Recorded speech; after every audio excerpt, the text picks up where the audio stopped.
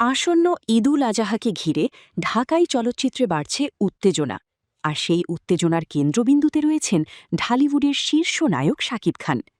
তার নতুন cinema Rockstar নিয়ে দর্শকদের আগ্রহ দিন দিন বাড়ছেই। এবার প্রকাশ পেল সিনেমাটির দ্বিতীয় টিজার, আর সেটি প্রকাশের পর থেকেই শুরু হয়েছে নতুন আলোচনা। নতুন এই টিজারে এক ভিন্ন রূপে ধরা দিয়েছেন শাকিব খান। শুধু একজন নয়, এবার একসঙ্গে তিনজন নায়িকার সঙ্গে রোম্যান্টিক দৃশ্যে দেখা গেছে তাকে। শাকিবের সঙ্গে টিজারে গ্ল্যামারের ঝলক ছড়িয়েছেন জনপ্রিয় অভিনেত্রী সাবিলা নূর, অভিনেত্রী ও মডেল তানজিয়া জামান মিথিলা এবং সুনিধি নায়েক।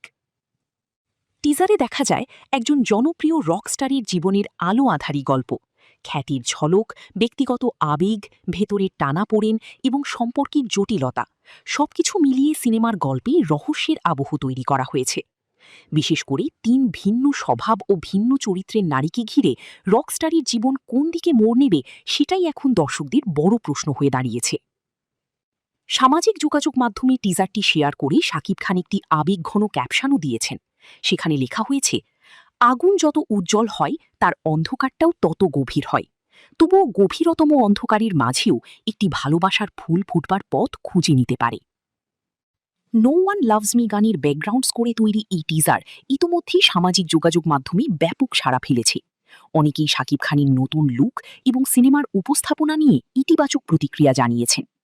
এখন দর্শকদের অপেক্ষা, এই রকস্টারের জীবনে শেষ পর্যন্ত কি ঘটবে, আর তিন নায়িকার মধ্যে কি হয়ে উঠবেন গল্পের মূল মোড় পরিবর্তনের কারণ, সেই উত্তর মিলবে ঈদের বড় পর্দায়।